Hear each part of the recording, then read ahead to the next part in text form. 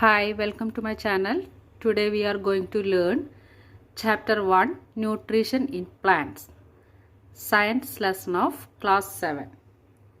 In Class 6, you learned that food is essential for all living organisms. You also learned that carbohydrates, proteins, fats, vitamins, and minerals are components of food. These components of food are called nutrients and are necessary for our body. That is carbohydrates, proteins, fats, vitamins and minerals. Carbohydrates, proteins, fats, vitamins and minerals are components of food. These components of food are called nutrients. All living organisms need food. All living organisms require food. Plants can synthesize food for themselves, but animals, including humans, cannot. All plants can make food of their own, but all animals, including human beings, cannot. They get it from plants or animals that eat plants. Plants synthesize food for themselves, whereas animals, including humans, cannot. They get it from plants or animals that eat plants. Thus, humans and animals are directly or indirectly dependent on plants. Mode of nutrition in plants. Plants are the only organisms that can prepare food for themselves. By using water, carbon dioxide and minerals, which are raw materials present in their surroundings. What are nutrients? The nutrients enable living organisms to build their bodies. The nutrients enable living organisms to build their bodies and helps them to grow and to repair damaged parts of their bodies and provide the energy to carry out life processes. Thus, nutrition is the mode of taking food by an organism and its utilization by the body. Now we learned that nutrients enable living organisms to build their bodies, help them to grow and to repair their body, and it also provides the energy to carry out the life processes. Then what is meant by nutrition?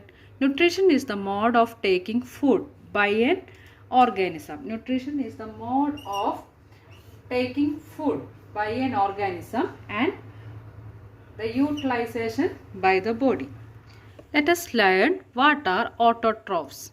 The mode of nutrition in which organisms make food themselves from simple substance is called autotrophic. The mode of nutrition in which the organisms make food themselves from simple substances is called autotrophic, where auto means self and trophos means nourishment. Plants are the examples for autotrophs. Animals and most other organisms take in food prepared by plants, so they are called heterotrophs. Animals and most other organisms take in food prepared by plants, so they are called heterotrophs, and almost all animals are examples for heterotrophs. Photosynthesis, the food making process in plants. Leaves are the food factories of plants. Therefore, all the raw material must reach the leaves. Water and minerals present in the soil are absorbed by roots. Water and minerals in the soil are absorbed by the roots, and the carbon dioxide in the air are taken in through the tiny pores that are present in the leaves. There are tiny pores in the surface of the leaves. These pores are surrounded by guard cells. Such pores are called stomata. These pores are called stomata. Water and minerals are transported to the leaves by the vessels which run like pipes throughout the root, the stem, the branches and the leaves.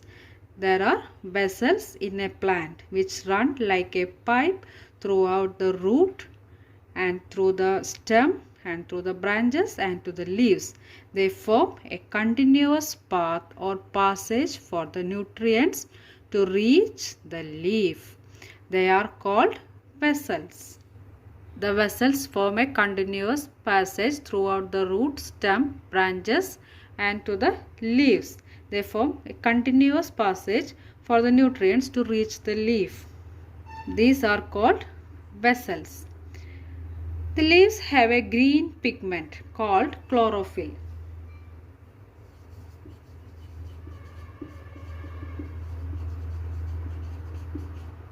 The leaves have a green pigment called chlorophyll.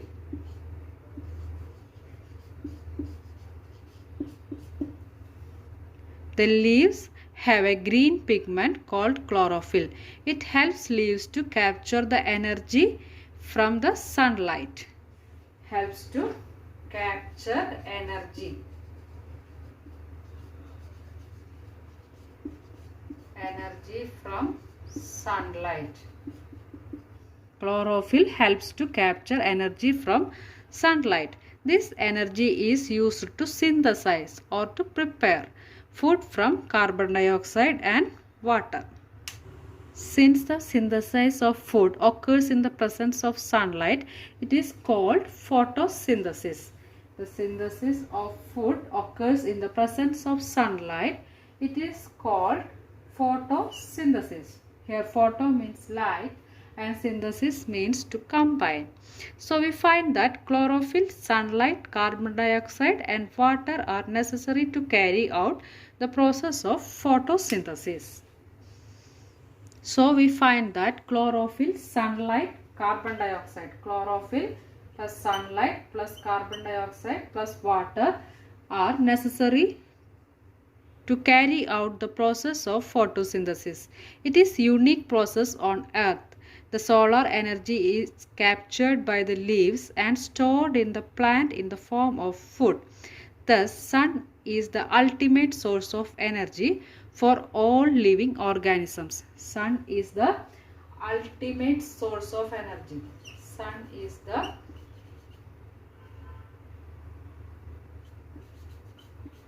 ultimate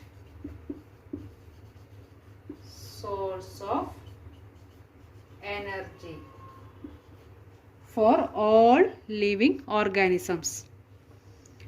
Can you imagine life on earth in the absence of photosynthesis?